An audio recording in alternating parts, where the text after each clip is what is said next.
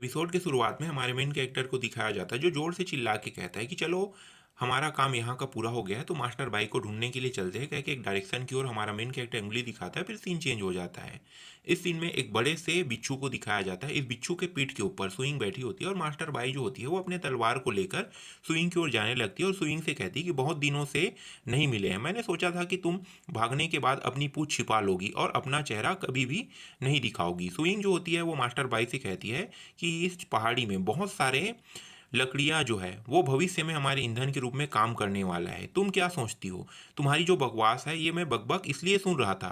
कह के ये जो स्विंग होती है वो मास्टर बाई से कहती है। मास्टर बाई जो होती है वो स्विंग से कहती है कि जो डीमन होते हैं वो निश्चित रूप से झुकना और सहना जानते हैं, मुझे लगा नहीं था। फिर स्विंग जो होती है वो मास्टर बाई से कहते हैं कि आप सच में बूढ़े हो गए हो, आप पहले इतना बात जो है वो नहीं करते थे। मास्टर बाई जो होती है वो स्विंग से कहती है कि हर कोई बूढ़ा होता है, केवल वूमिंग जैसे मूर्ख ही अपना पूरा जीवन अनंत जीवन की खोज में बिताते हैं।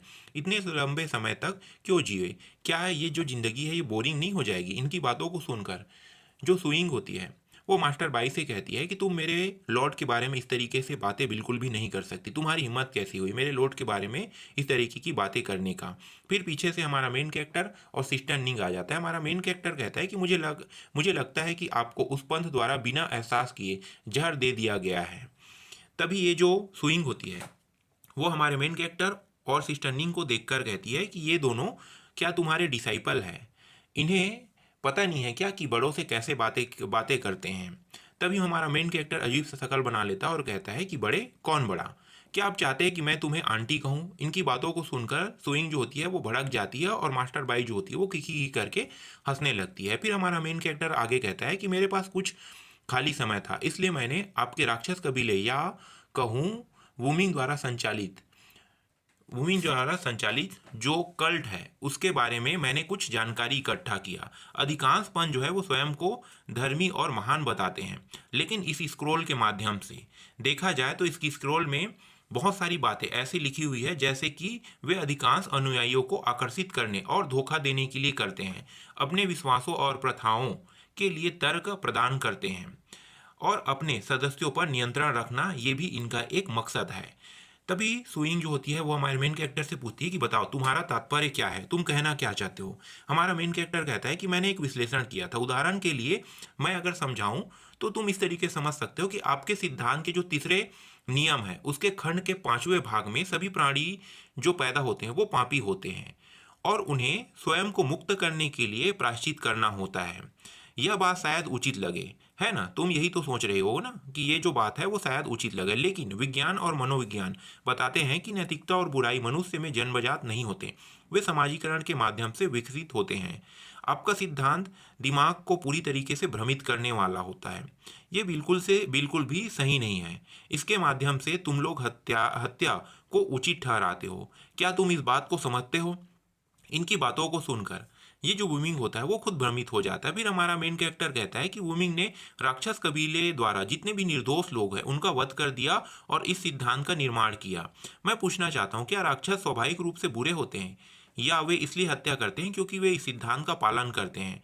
वुमिंग जो होती है वो कुछ भी समझ नहीं पाती और हमारे मेन कैरेक्टर पूछती है कि वास्तव में तुम कहना क्या चाहते हो? हमारा मेन कैरेक्टर फिर से इसे समझाने लगता है कि यदि राक्षस जन्म से ही दुष्ट होते तो उन्हें मारने के लिए सिद्धांत का पालन करने की कोई आवश्यकता नहीं होती। यदि आपको सिद्धांत का पालन करने की आवश्यकता नहीं है तो पंथ के नेता की आज्ञा को क्यों माने? इनकी बातों को सुनकर ये जो मास्टर बाई होती है ये भी अजीब सी शकल बना लेती है और हमारे मेन कैरेक्टर से कहती है कि तुम्हारी बातें सुनकर मेरा जो सिर है वो पूरी तरीके से घूम रहा है। फिर हमारा मेन कैरेक्टर कहता है कि मास्टर बाई, हम आम इंसान बिना वजह किसी की हत्या नहीं करते, हम हमेशा पहले कारण और प्रभाव को समझने की कोशिश करते हैं। इनकी बातों को सुनकर मास्टर बाई जो होती है वह कहती है कि तुम छोटे शैतान काफ़ी दिलचस्प हो। फिर वूमिंग जो होती है वो हमारे मेन कैरेक्टर को देखती है और कहती है कि आप जो चाहे कह दें, इससे कुछ भी नहीं बदलने वाला। मनुष्यों को हमारा अनुसरण करना होगा और हमारा गुलाम बनना होगा। जो हमारे प्रभु है वो किसी भी तरीके से गलत नहीं हो सकते, कह के जोर से चिल्ला के स्विंग जो होती है वो इन लोगों से कहती है। हमारा मेन कैरेक्टर जो होता है अपने सिर को पकड़ लेता है और कहता है कि मैंने इतना सारा बकबक इनके सामने किया, इन्हें समझ में नहीं आया, ये तो पूरी तरीके से निराशाजनक है, क्योंकि हमारा मेन कैरेक्टर कहता है। तभी मास्टर बाई जो होती है वो कहती है कि देखो, राक्षस से तर्क करने का कोई मतलब नहीं होता है। अगर उनमें थोड़ी भी मानवता होती तो वो इतने बहिष्कृत न होते। तुम दोनों एक तरफ खड़े हो जाओ, इस लड़ाई में हस्तक्षेप बिल्कुल भी मत करना। तभी सिस्टर निंग जो होती है वो अपने मास्टर से पूछती है कि मास्टर, क्या आपको मेरी मदद की जरूरत नहीं है? मास्टर जो होती है वो कहती है कि नहीं, बस खड़े होकर देखो, जब यह खत्म हो जाएगा तो मैं तुम्हारी जब ये खत्म हो जाएगा तब मैं तुम्हारी सीखी हुई बातों का परीक्षण करूंगा। चलो चले, रास्ते में मत आओ, कह के हमारे मेन कैरेक्टर और सिस्टर निंगयुआन से मास्टर बाई जो होती है वो कहती है। तभी हमारा मेन कैरेक्टर जो होता है वो मास्टर बाई से पूछता है कि सच में कोई मदद नहीं चाहिए, सुइंग काफ़ी मजबूत दिखती है, क्या यह बेहतर नहीं होगा अगर हम उस पर हमला करें?